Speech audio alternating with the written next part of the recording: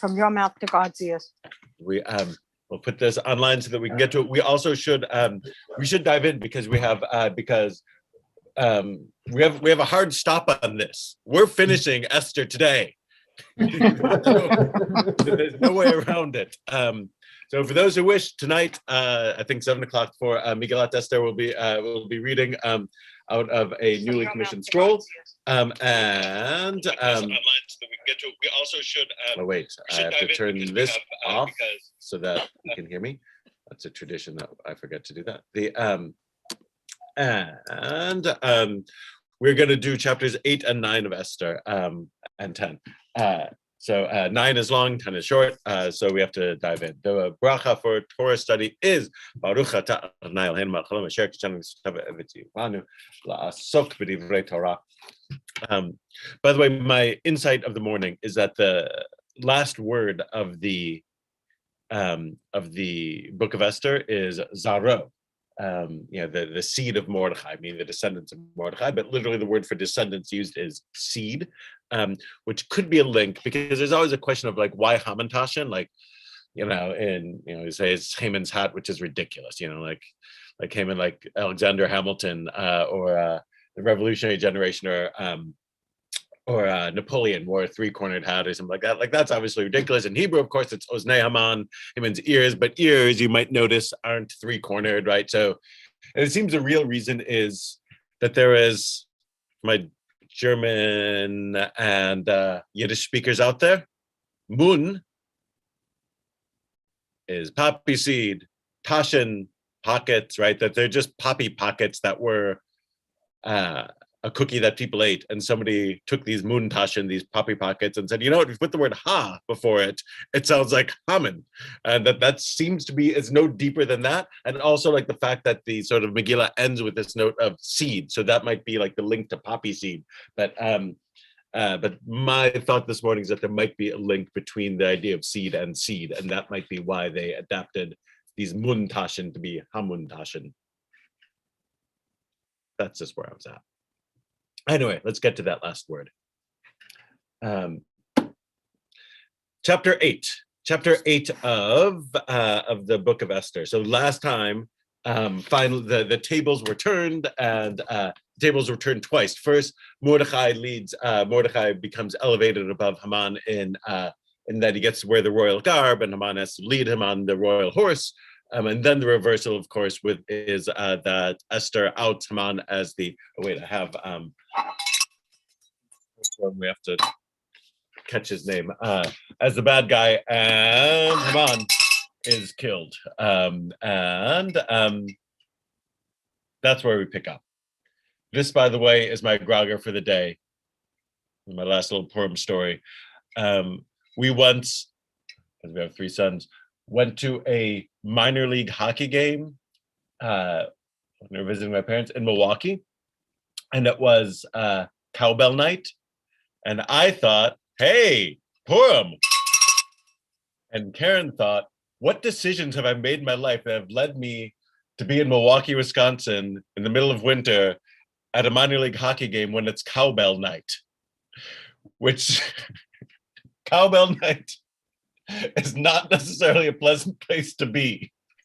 Were you being punished for First something? 5,000 fans, cowbells. I saved mine. So you can all commiserate with Karen when you see her next time that she had to live through that. Anyway, chapter 8. And that day, King Ahasuerus gave to Queen Esther the house of Haman, foe of the Jews. And Mordechai came before the king, for Esther had told what he was to her.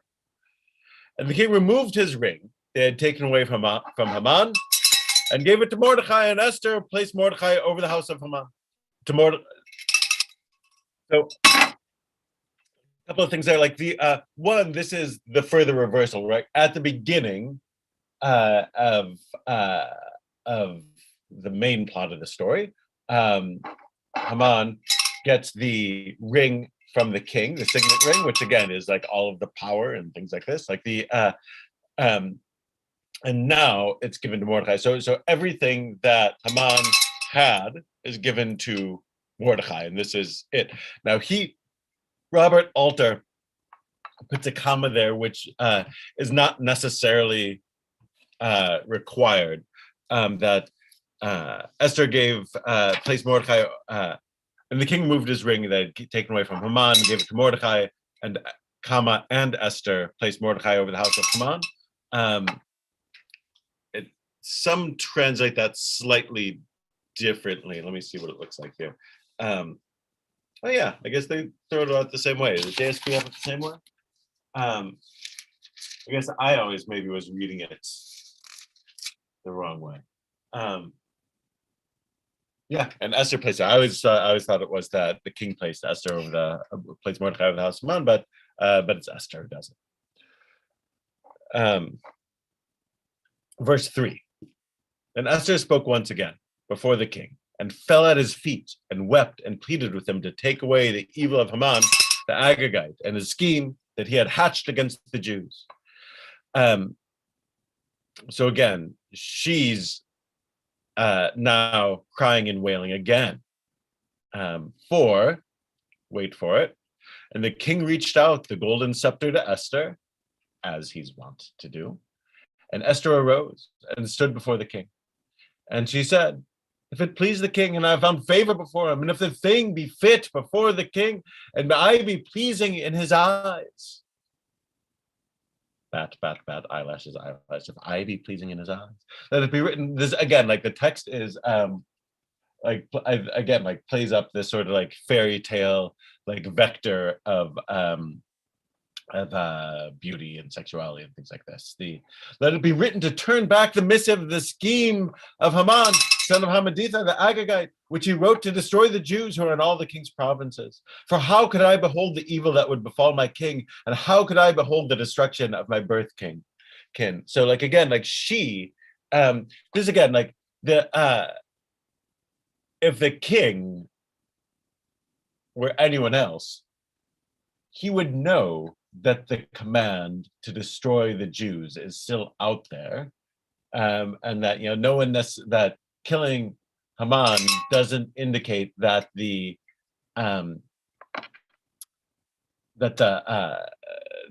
edict has been rescinded. But of course, King Ahasuerus never knows anything and doesn't know anything unless it's literally being told to him that moment. So he's totally forgotten about the order, and she knows that she needs to pile it on thick, and wail and weep and fall to her knees and do this sort of like, and do this begging down to the, and if I be pleasing, and like all this stuff. How could where's it, like, and has to remind him essentially of the whole story, because he's an idiot, right? It's just really underlined. Verse 7. And King Ahasuerus said to Queen Esther and to Mordecai the Jew, again, even though we now know who Esther is and everyone knows who Esther is, notice Mordecai is forever Mordecai the Jew. That's just how he is seen. That's his thing. And Queen Esther is not Esther the Jew. She's Queen Esther, right? Her primary thing is queenness, whereas his primary thing is Yehudi-ness. 7. Look, I've given the house of Haman to Esther, and him they have impaled on a stake for his having laid hands on the Jews. Which, by the way, that first sentence, you would think that he's like, I've done enough, right? Like right there, you have a sense of, look, what do you people want? Like I killed him. I gave you all his stuff. Like, what more do you want from me?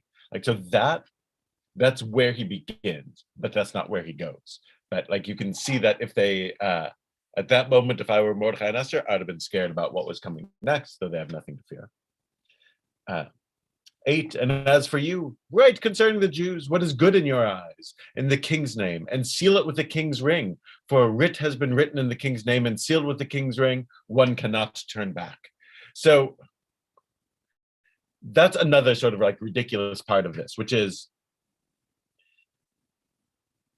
he then gives permissions like, all right, yeah, do what you want.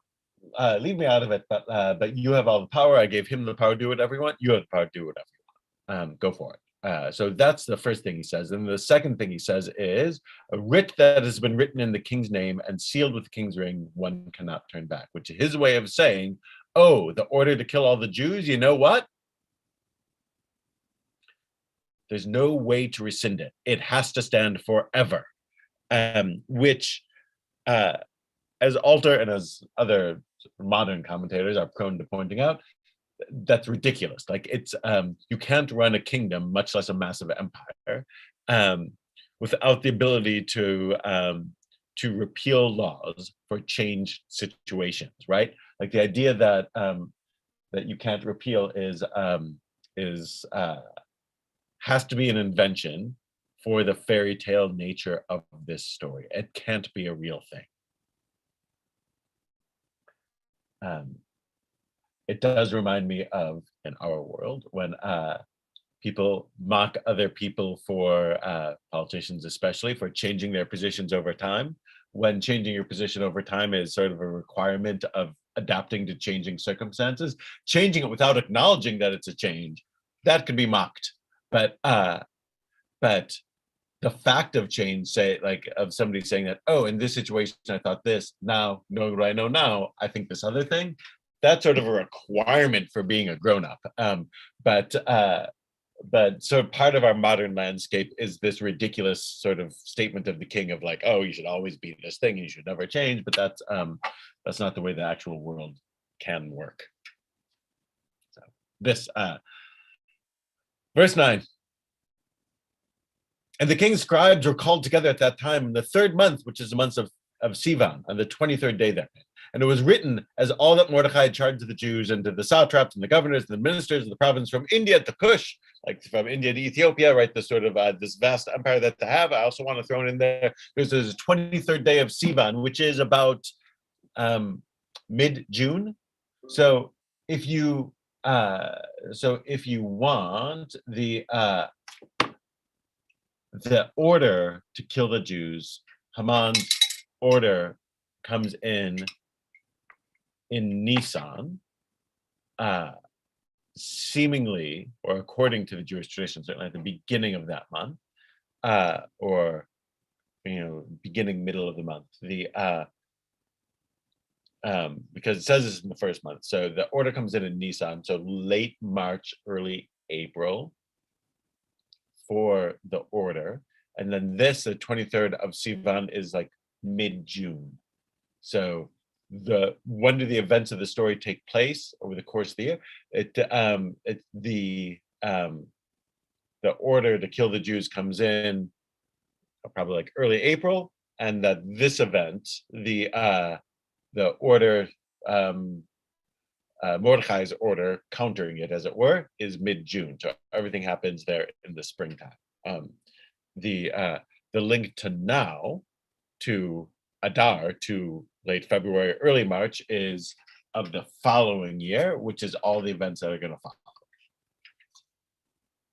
127 provinces, every province according to its own mode of writing, and every people according to its language, and to the Jews according to their system of writing, according to their language, right? Like, this is, like at the beginning, there's a lot of focus on the vast extent of the empire and the different languages and sending out writing in each of them. The king, like the order to like announcing that all husbands should be respected by their wives. The post-Vashti laws were in every language and every form of writing to every corner of the empire. The "find me the most beautiful maiden in the land" was in every writing in every language to every corner of the empire. The "kill all the Jews" was in all the different sorts of writing and in all the different languages to every corner of the empire. And now this order of Mordecai, same thing. So, like, that's sort of the theme of, like, all the different sort of languages jumbled up there, and that's just sort of like one. And so rules and writing are one of the things that they keep coming back to.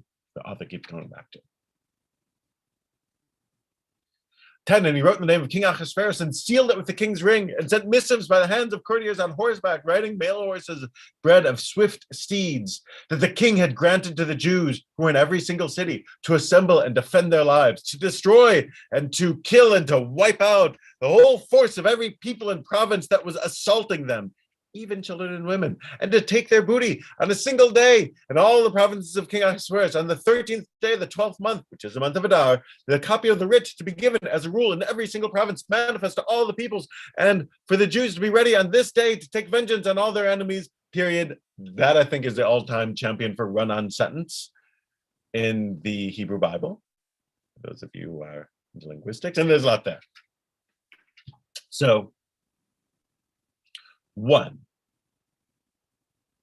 since the king says you can't rescind the earlier order, you can only give a new one. The response is that the Jews are allowed to fight back, that if you fight against them, they can fight back to you. So if the first order was essentially a pogrom, right, like that, the government won't stop you from killing the Jews or harming them and taking their stuff. This is the opposite. They can do it back to you. All the language on even children and women as altar notes is sort of like similar to the language you find for cherem and vis-a-vis Amalek, like that Amalek is supposed to be destroyed entirely. And that this is using the same language for that, though the booty is proscribed, forbidden in all the other biblical instances of this sort of language being used. Here it's permitted, and the male horses and things like that Alter also notes that even Herodotus notes that the Persians had a great communication system based on especially swift horses. So like that little note there seems to be like that everyone knew that the Persians were like super good at getting the word out. I'll pause there.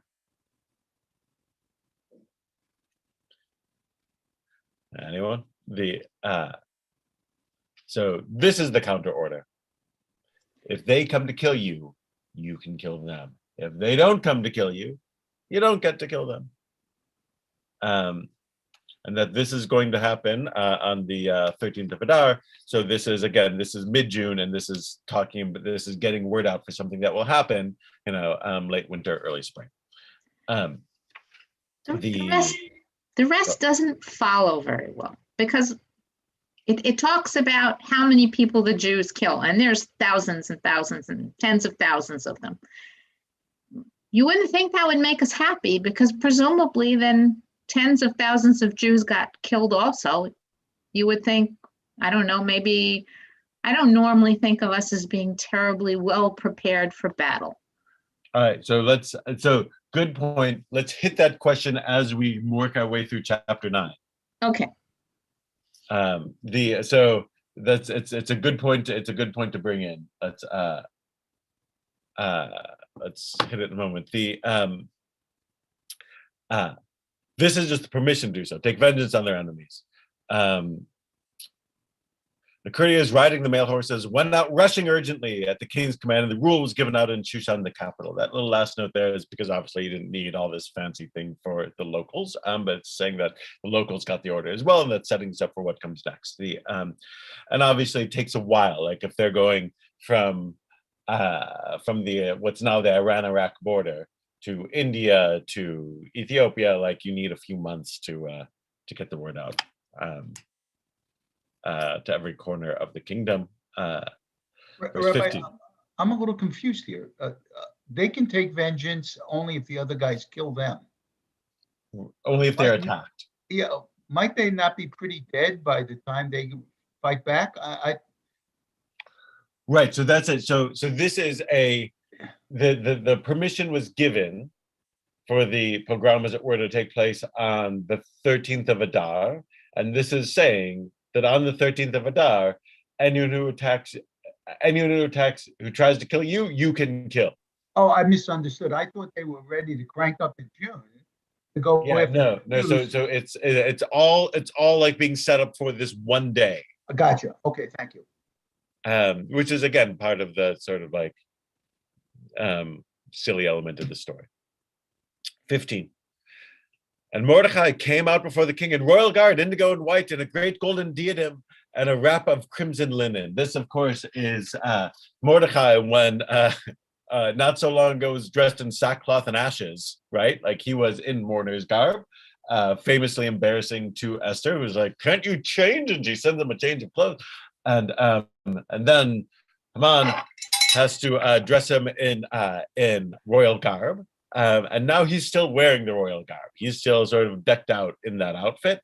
And if you remember, Haman had requested that a crown even be worn to the person that the king wished to honor, and the king left that out. But now he's wearing maybe not a crown, but some sort of tiara type thing.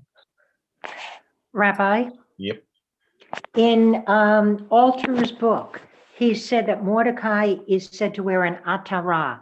My question is, they translate it as diadem, but an atara is also what you have at the top of a talit. No? Right. Yeah. Same word for the the collar, as it were, of the talit that often will have a bracha on it or a nice little quote. So yeah, same excellent point. Same word in both places, which JPS translates as a magnificent crown of gold. So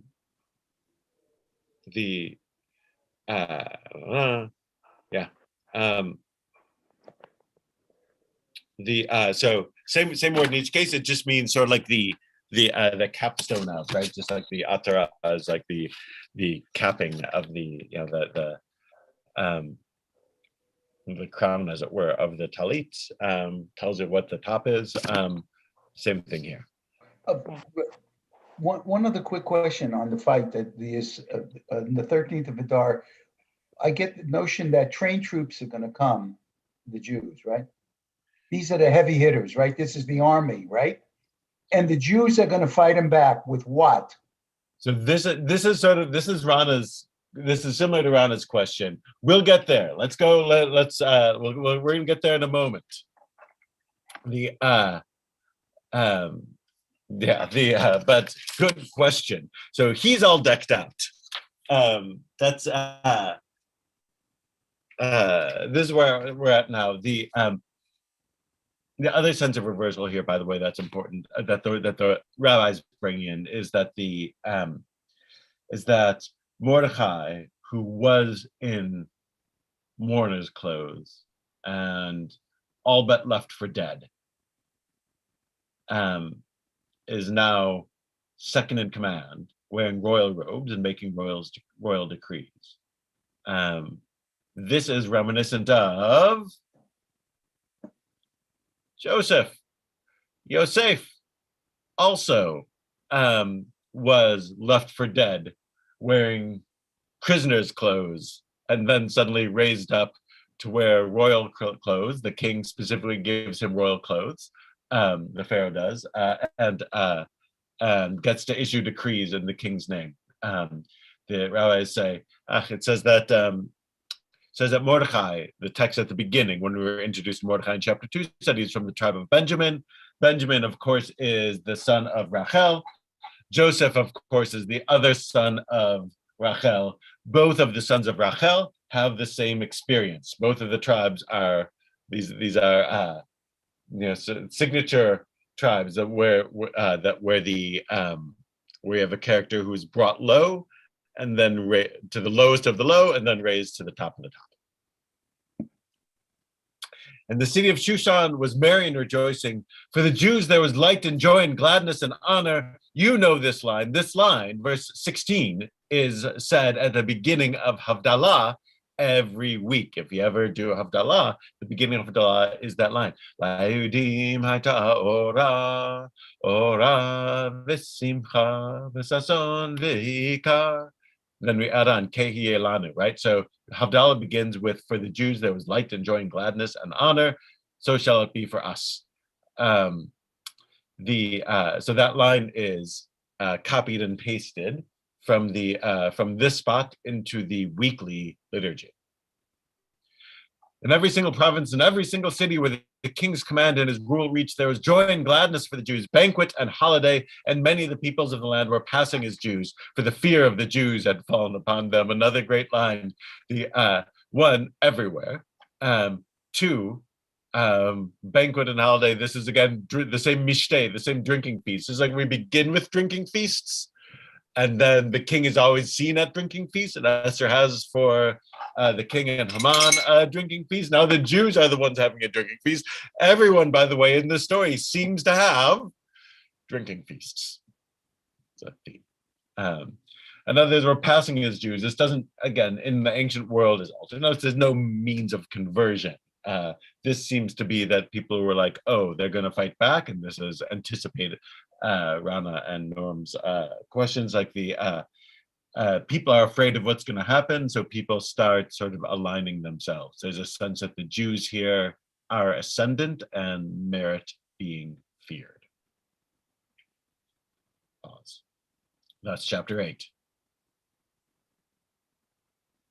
We're good to keep going?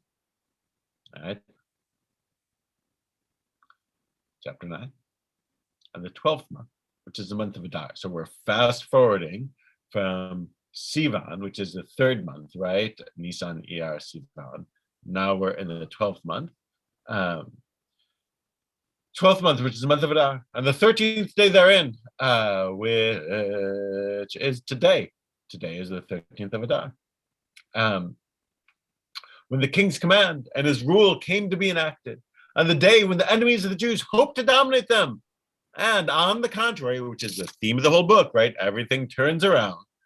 It was the Jews who dominated their foes. The Jews assembled in the cities and all the provinces of King Ahasuerus to lay hands on those who sought to do them harm. And no man could stand before them, for the fear of them had fallen on all the peoples. And that is the closest we are going to get to an answer. Which is, and again, Alter does a reasonable job of noting this. The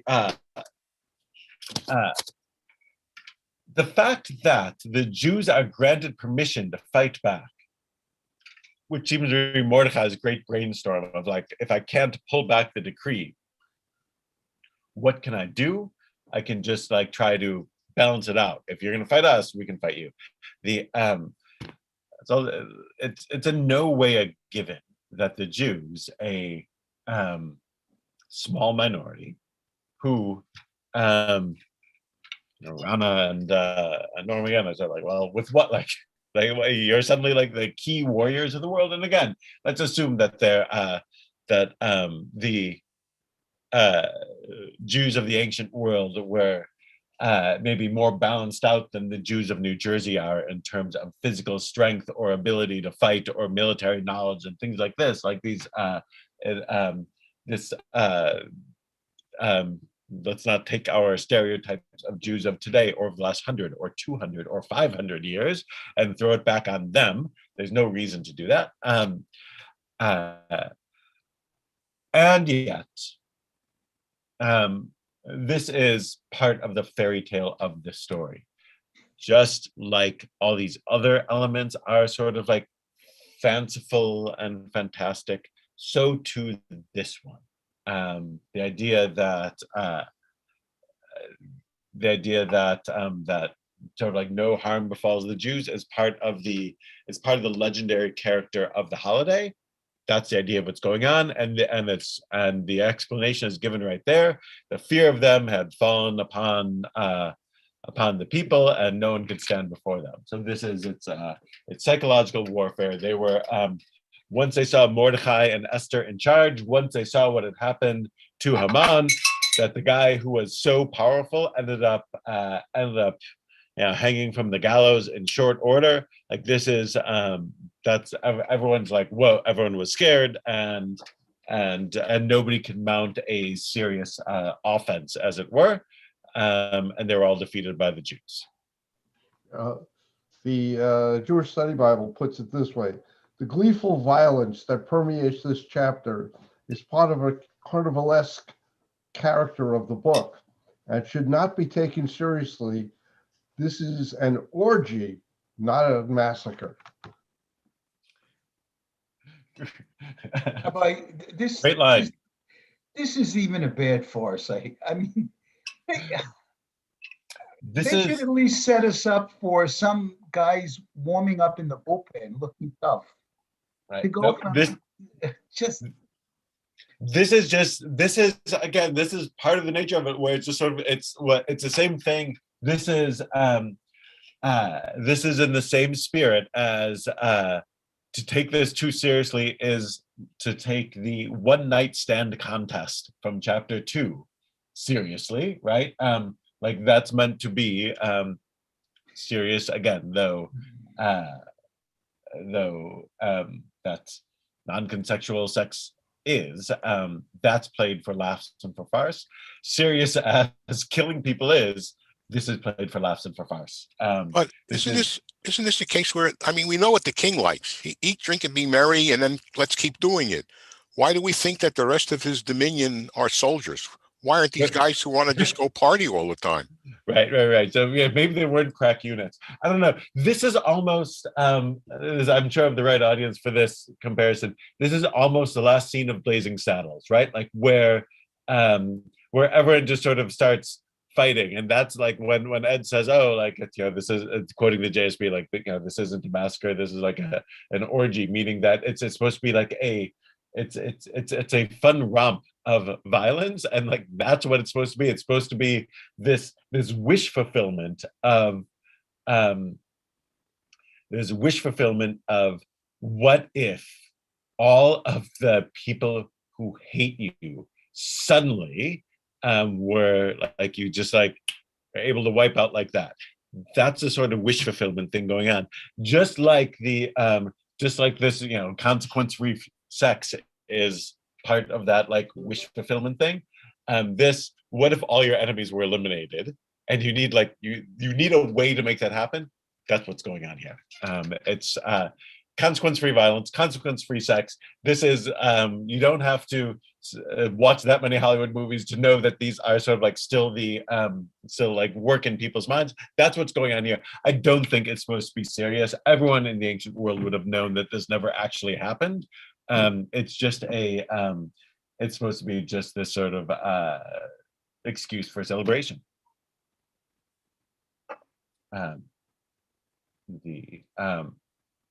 So yes, the fear had fallen on of the Jews had fallen on people, and no one could stand before them. Verse 3. And all the ministers of all the provinces, and the satraps, and the governors, and those who carried out the king's tasks were raising up the Jews, for the fear of Mordecai had fallen upon them. It's sort of like reason B, which is like that other people. This is like the mixed multitude coming up with them from Egypt, a little bit like that, like where like the that they're sort of a general. Let's get on the winning team. If Haman's in charge, then we'll do what he wants. If Mordecai's in charge, we'll do what he wants. So like there's this also sense that like people were sort of like just joining on that, like the side that seemed to be ascendant, right? Like in like every 4 years they do surveys, like in July, they do surveys of who did you vote for in the last presidential election, and the number of people who say the winning candidate's name is greater than the share that the winning candidate got back in November, right? So this, irrespective of party, this works, right? Like sort of that in retrospect, people will say, oh yeah, I've always been on the winning side. So that that's good. It'll happen for Biden this time. It happened for Trump 4 years ago. It happened for Obama. It happened for Bush Jr. Like all of it. So this is sort of like the thing that's happening. Like the people want to be on the winning side. They see Mordecai's in charge, or they're afraid of him because Mordecai, unlike Haman, is wearing also the royal robes. So not only is Mordecai powerful, but he seems to be even more powerful than the previous guy. For great was Mordecai in the house of the king. Again, same point. And his fame was going about through all the provinces. For the man Mordechai, weird phrase similar to Ha'ish Moshe, that the man Moses was becoming even greater. Like sort of like there's just like the author like goes out of his way to say that he keeps accumulating power, prestige, whatever it might be, because just like if Haman was given all of the power of the king, that's all been given to Mordechai. And unlike Haman, Mordechai is really smart. So all the more so. 5, and the Jews struck down all their enemies with the blow of the sword and with killing and destruction, and they did their enemies what they willed. And in Shushan, the capital, the Jews killed and destroyed 500 men. So first is the wish fulfillment, that we're not a weak minority here, we're powerful. And then 2, the number here, as Alter notes, is weird because it's not weird. Like that there was a battle involving a few thousand people and 500 of the enemy died. Okay. Now, in a moment, we're going to get to the fantastically high numbers that we're used to, right? We're used to these sort of like what feels like vastly exaggerated casualty counts, but the first time we get it, it's not a massive number, as it were. Verse 7. And Parshanata and Dalphan and Aspata and Prata and Adila and Adrita and Pashmata and Arisi and Adiri and Vazita, the 10 sons of Haman. For the Jews, they did kill, but they did not lay hands on the spoil. Those are the 10 sons of Haman. And again, as is often noted, they're listed here, it seems, because their names are ridiculous. That this is the author making fun of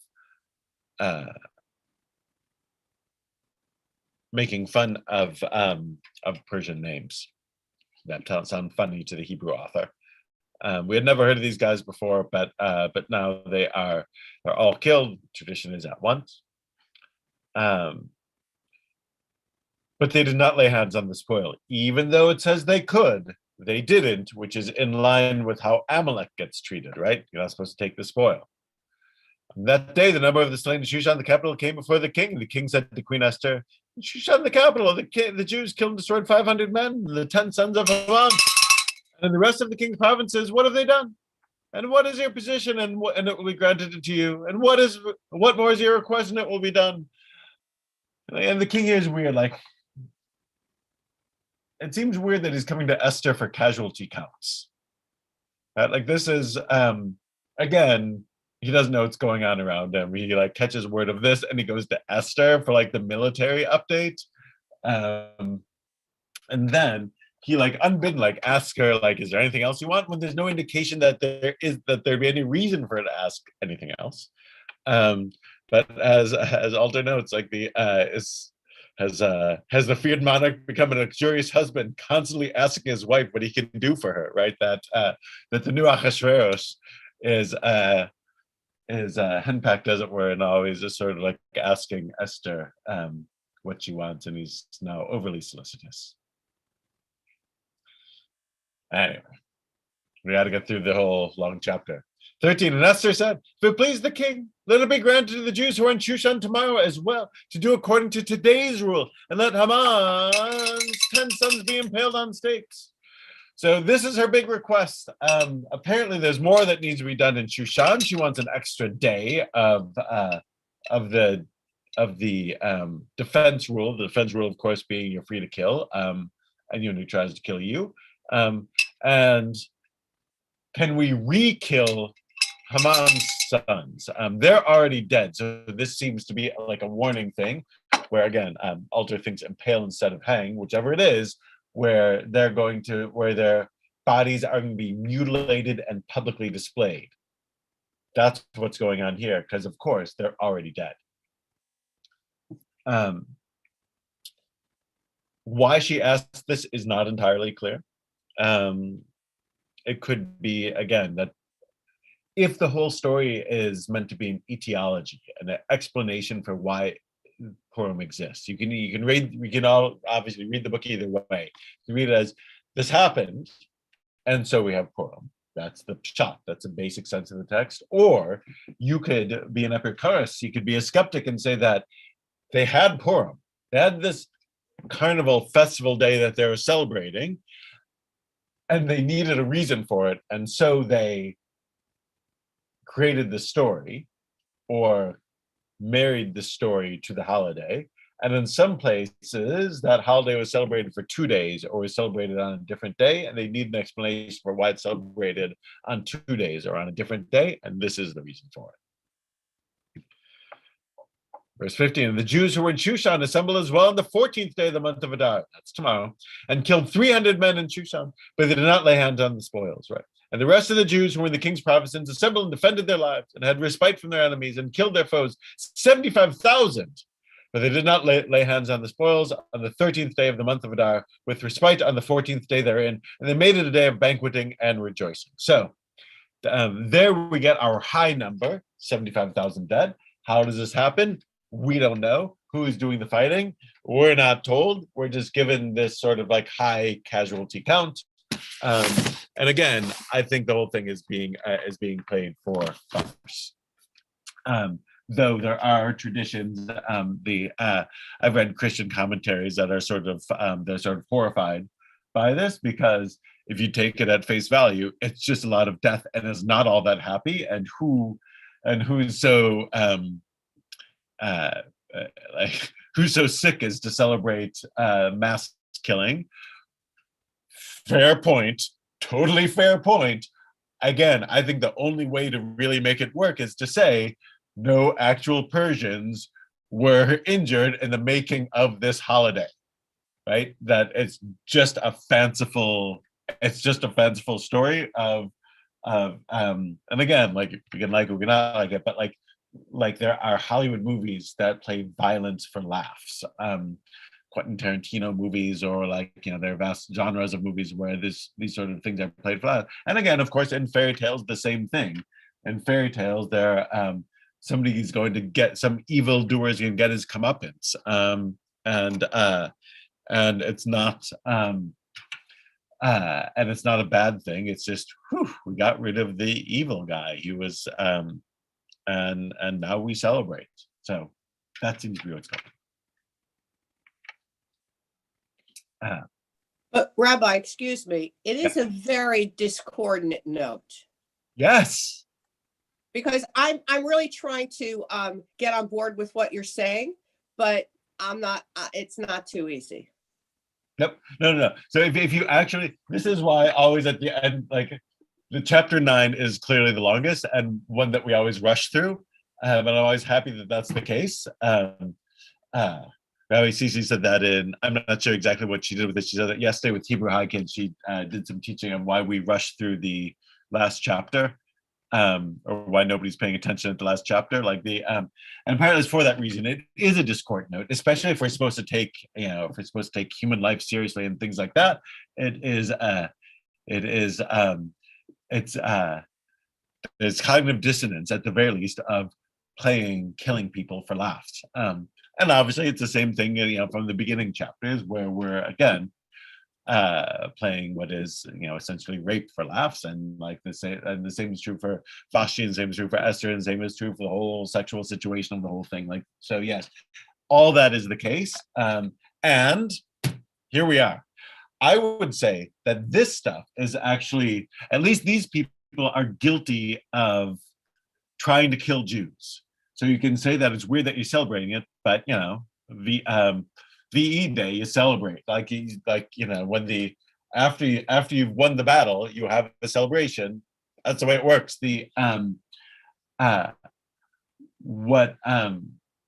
It's not half as troubling as what we read this past Shabbat.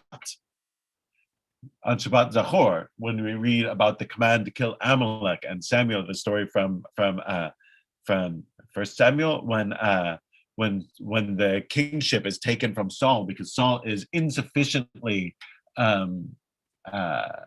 zealous in killing every man, woman, and child of the tribe of Amalek, very expressly kill the command to kill people who are innocent. Here, at least, they're only killing the guilty. In what we read this past Shabbat, there's killing the innocent. So that is much worse.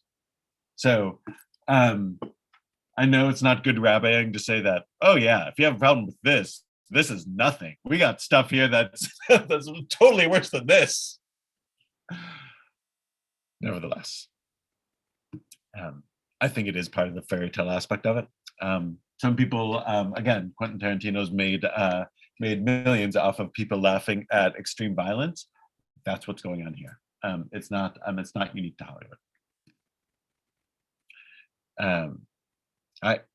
We're on time schedule. We're getting through it. It gets wordy here, which is bizarrely wordy. So that's what it is. So finally, we get our high number, though. Again, 75,000 over the course of all that territory is, spread out isn't a massive number, but and then they kill. The killing takes place on the 13th, which is today, and the rejoicing is on the 14th, which is tonight, tomorrow. That's Purim. And they made a day of banqueting and rejoicing, right? So every year they're going to celebrate this with the drinking feasts that are common to this story. The Jews who were in Shushan assembled on the 13th day therein, and on the 14th day therein, with respite on the 15th day therein. They made it a day of banqueting and rejoicing. So that's why they're going to explain it in a moment, right? So Shushan Purim, the day after Purim, is Purim in walled cities, as we'll see there. That the halakha will come down. Any city that is walled and was walled at the time of Esther celebrates Purim on the 14th of Adar, on the 15th, not the 14th. So the only city that meets that qualification that we know is walled now and was walled then is Jerusalem. So Jerusalem has Purim a day later. This year, it's 2 days later because the day after it is Shabbat, and you can't have Purim on Shabbat. This year, by the way, we'll mark it Saturday night. We'll have a live concert online. The links should be in your email box. We'll have a live concert with the rest of the community on Saturday night. 19. Therefore, do the village Jews who dwell in unwalled towns, that's us, we're the village Jews, make this 14th day of the month of Adar rejoicing and banqueting and holiday. That's, by the way, the only time Yom Tov. This is where the Hebrew text described Purim as Yom Tov, which famously, in halachic parlance, it's not a Yom Tov. Yom Tov is reserved for holidays from the Torah, days in which there are Shabbat-like restrictions. Purim is not that, but it's described as that. So this is the only time that phrase is used in the Hebrew Bible in such a connection. Rejoicing and banqueting, holiday, and the sending of portions of food to each other. And Mordechai wrote down these things and sent missives to all the Jews who were in all the provinces of King Ahasuerus near and far to fix for them that they should make the 14th day of the month of Adar and the 15th day therein every single year, like the days when the Jews had respite from their enemies, and the month that was turned for them from sorrow to joy and from mourning to holiday, to make them days of banqueting, same word, mishteh, this drinking, these drinking feasts, and rejoicing and sending of portions of food to each other and gifts to the poor, for the Jews to accept all that they had begun to do and that Mordechai had written to them. So again, this is portions of food to each other, portions, plural. That's why Mishlach Manot are supposed to have at least 2 different types of food in them, that we give portions, plural, different types of food to each other, to things that take different brachas, right? So, should have all got one of these. And gifts to the poor, because there's no celebration without gifts to the poor. So these are, again, famously the mitzvot of Purim are giving gifts to the poor, necessary, giving mishloach manot, food to each other, hearing the Megillah, morning and evening, and having a celebratory meal. And you see all that stuff is super grounded in the text. Verse 24. For Haman, son of Hammedatha, the Agagite, foe of the Jews, and schemed against the Jews to destroy them and cast a pur, which is the lot, to panic them and destroy them.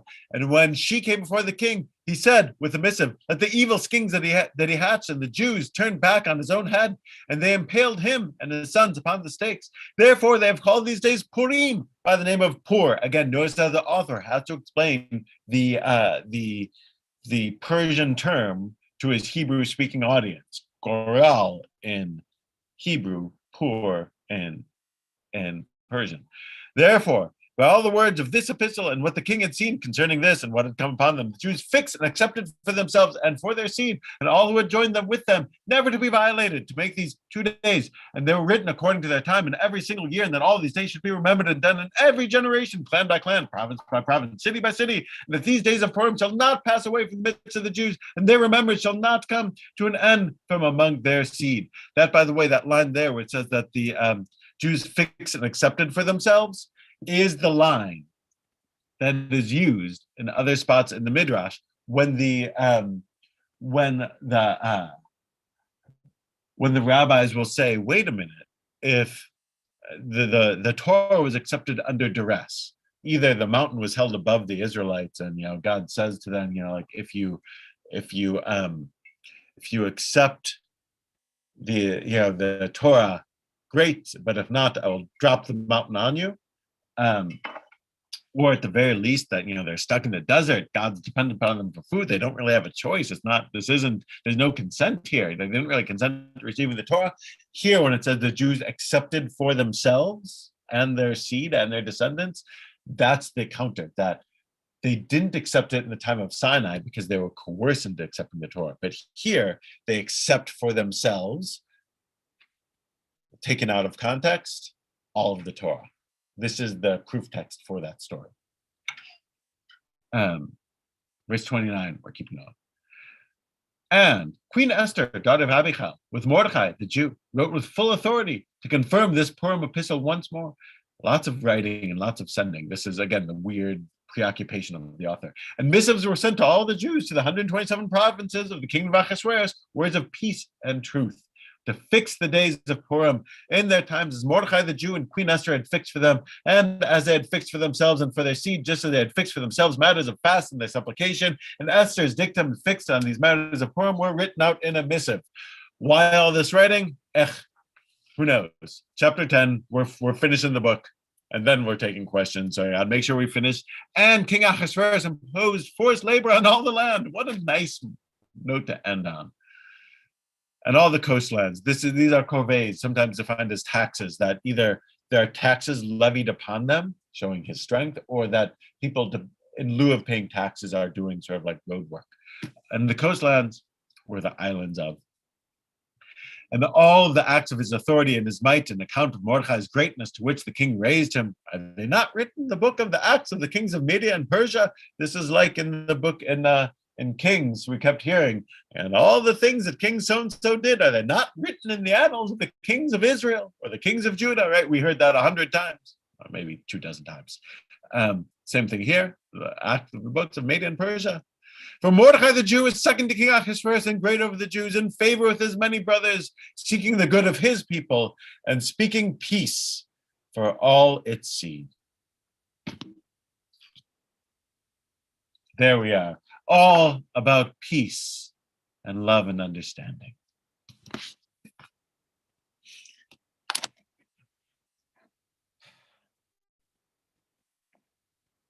So Rabbi, I have a question. So if this Purim story is a farce and everything is topsy-turvy, upside down, how am I supposed to believe that Esther is really a Jewish heroine, that a woman was able to save the Jews, if everything else in this story is a joke? I don't know. So is Esther really a historical character? I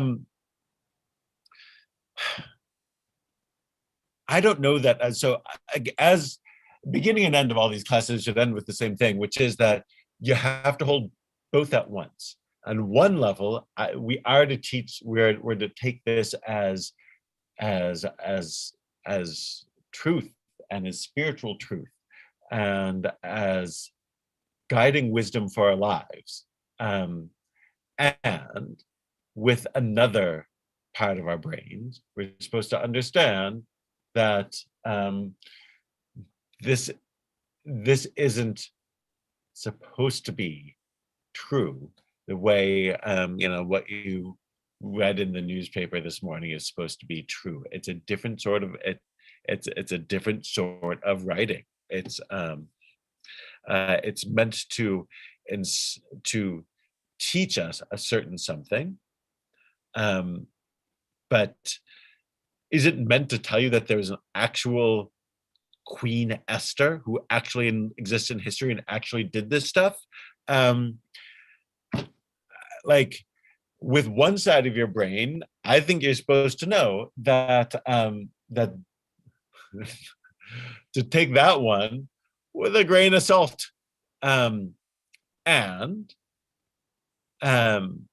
you're also supposed to take it as a truth that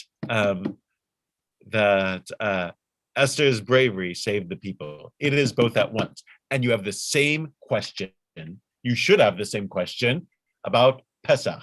Do you really think that frogs came down, that death hit only one ethnic group?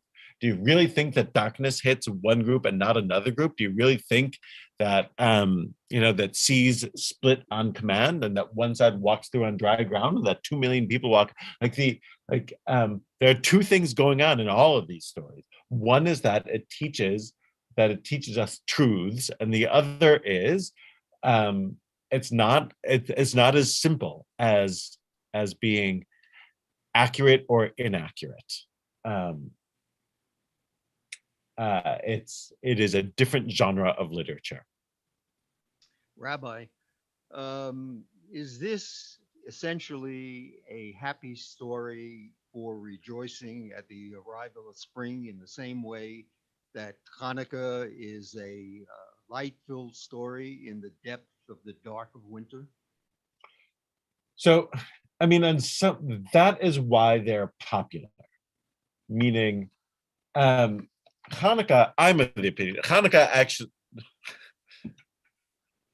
has the advantage of actually having happened beyond a shadow of a doubt.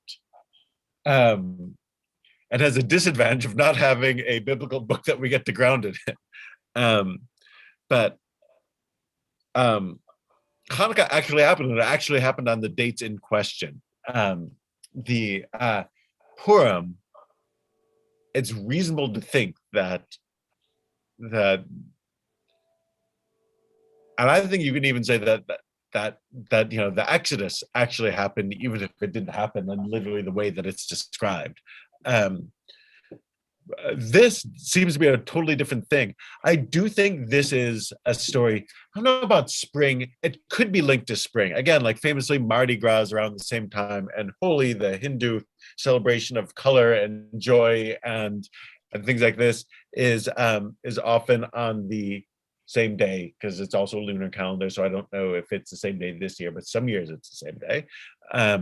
So there's that there seems that there are frequently wild celebratory holidays at the end of winter as we turn into spring. So it could be that there was an existing holiday that this gets grafted onto, or it could be the reverse, that this story existed and the holiday grows out of that. There's something of a debate as to a chicken and egg debate there. But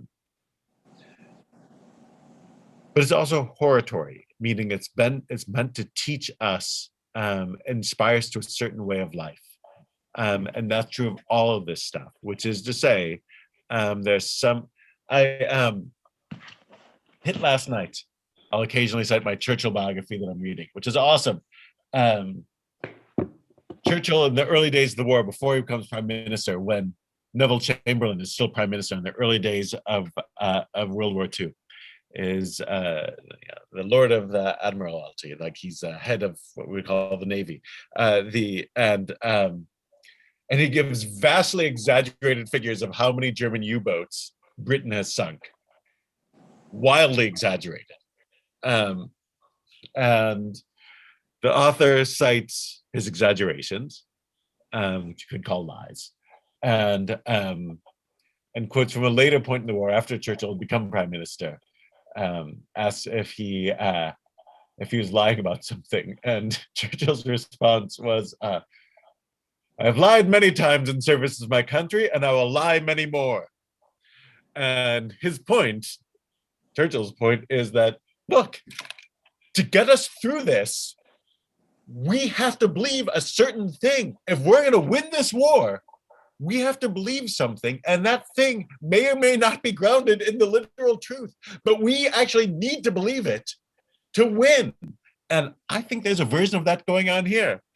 That church, it's an uncomfortable truth because we want to have black and white truth and not lies. And but I think he's on to something.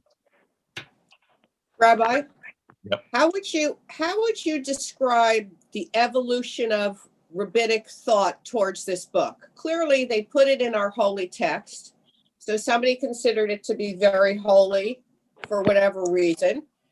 And Despite all evidence, right? when you talk about this being a farce and we need to look at it this way, are we talking about a 19th to 20th century view, or 20th to, did Maimonides or Rashi or any of those people think that this could have actually been a farce as well? Yeah, they do hold both at once. By the way, I do have my larger men's club, gigantic. They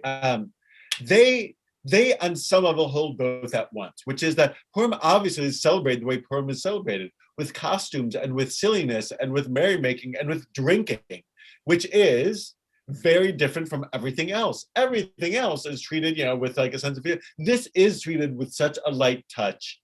It shows that there's a silliness and a joy to what's going on, and like a sense of wink, wink, wink.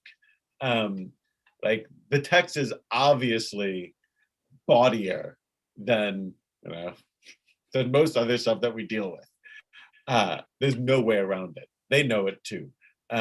Though they don't get to say, and they don't have a category for. They don't get to say this isn't literally true. They don't. So in that sense, that seems to be a modern construct, though I think they may have, though I wouldn't be surprised if they thought of this with a wink more than the other texts. They also wouldn't have been troubled by enemies of the Jews being killed, right? That's not morally problematic to them. Rabbi? Yep. But they're not being troubled by the enemies of the Jews being killed. The next holiday in Pesach, we are with our Sons of Haman. Yeah, that's also, barely. Sorry? Barely. You're taking out 10 drops of wine. It's not, you're still at a feast. Right. But we like to make a big deal about that because we moderns are super apologetic. So we increase that. That, by the way, I just came across the midrash that stuff is based on. It's actually in Tractate Megillah. God says, why are you singing but most of Jewish history isn't that. Most of Jewish history, as I like to say around Passover time, most of Jewish history, they took drops out to show that God was, that's red wine, that's the finger of God, the Etzba Elohim, throwing blood down upon the Egyptians. Most of Jewish history, that ritual is the exact opposite of how we read it. It is God throwing bloody punishments onto the Egyptians for their sins as we sit at our feast. So that is part of the tradition, but that's one that we like to emphasize because of our sensibility.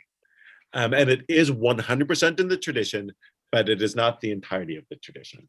There's also the opposite of what I find interesting is the Torah tells us how to celebrate, when and how to celebrate certain holidays. We should have a holy convocation. You should do no work. Here's a mere mortal describing how to celebrate. Not only that we should celebrate it as the holiday, but how to celebrate it as a holiday. This is what else is great about it, by the way. So you're pointing out something awesome, and we're going over. You can tune out if you want, but I just want to make sure that we finish the text in time by noon. But yes, exactly. Notice that again, God, famously absent, and they have to say that the people accepted this to indicate to give the holiday an obligation. But what else is incredible is tune in tonight, and you will hear. Before we begin, the brachot, I think Rabbi Zizi will read the brachot before we start out, which are Baruch Atah Hashem Elokeinu Melech, like this. Blessed are you, Adonai God, who rules the universe, who commands us to read the Megillah. We not only does the text clearly indicate that it's just Mordechai and Esther doing it, but we then talk about Rabbinic Judaism. The rabbis then will fix a bracha that says God commands us to do it. And you can read the book and you're like, not in my copy, God doesn't command us to read the Megillah. It's Mordechai and Esther. And yet, this is so what's Rabbinic Judaism? Rabbinic Judaism is saying that the authority for creating mitzvot devolves from God through Moshe to the sages, and they get to create this bracha, which makes no sense in the context that you bring up. God commands us to read the Megillah, when clearly it's not. It's expressly not. And they could have said God commanded Mordechai to do it. No. So yes, that's one of the contradictions we had to live with. Great one, though. Same thing on Hanukkah, obviously, the brachot for, lahadlik ner. I agree. God commanded us to light the Hanukkah lights. Not anywhere that I saw, but okay. Sounds good, though. Yeah, all in the Talmud. But Rabbi, it's the same thing with Shabbat lights. Same thing with Shabbat lights. Look for the point where God commands us to light Shabbat lights. I can't find it. Right. Pesach, right. God would, at the Seder table, we say, Baruch atah al achilat matzah. God commands you to eat matzah. I can find that verse. God commands us to eat maror. I can find that verse. God commands us to sanctify Shabbat. I can find that verse. Commands us to read the Megillah. Wouldn't that also apply to the third verse of the Shema, which is from Numbers, not Deuteronomy? Yeah. So right. So again, this is Rabbinic Judaism. Judaism isn't what the Bible says to do. Judaism is what the Jews who think that they're doing Judaism say it is. The Constitution is what the Supreme Court says it is. The pitch is what the umpire says it is. Judaism is what we say it is. But again, what functions it? It's brilliant. This is brilliant in what it does, right? You can't take yourself seriously all the time. I have to keep reminding myself, right? This is blowing off steam. It's a chance for everyone to reverse. It's a chance for people to have sanction for getting drunk, for men to dress up as women, women to dress up as men, to have a feast, to have a day where you can just be just be chilled out and say things and not be worried about what you're saying. That's part of the point of it. That's why it's so ridiculous, and that's why it's I think the way it is. So what's the command? The command is that you gotta take the edge off sometimes, and don't take yourself so seriously. Judaism is a very serious proposition. We are here to repair the world, and this is have some fun while you're doing it. The page after this ends in a Tanakh is the beginning of the book of Daniel. So if you have whatever book that you're reading out of now, odds are Daniel is in it. My goal is next week to start Daniel. There are no books that I Esther and Ruth, which we've just gone through, I am as familiar with as any books in the Bible. I love them and study them deeply each year and have a great affection for them. Daniel, I don't really know from. So it'll be a totally different experience. But it'll be a chance for us to learn together. Tonight, Purim will be at 7 o'clock. We'll read the Megillah. We'll do it live here, God willing, in the sanctuary. You can tune in online. It's the same link as we normally would use for our evening class. It'll be sent out. And you can giggle and elbow the person next to you when we get to the golden scepter and when we get to the beauty contest and so on and so forth.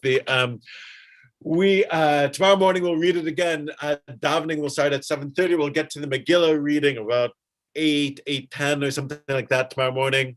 B'ezrat Hashem. Saturday night we'll have a community-wide Shushan Purim concert with Sheldon and Hadar. It's modern Jewish music. It's done for our community here in Somerset County, the Bethel and the JCC and Har Shalom, and I think CK and Boundbrook, etc., etc., etc. So we'll all be together Saturday night for a live concert. And with that, thank you for studying with me. It has been a pleasure. Thank you, Rabbi. Thank you. Thank you, Rabbi. Thank you. Yasher Koach. This was way different. Thank you. Pleasure.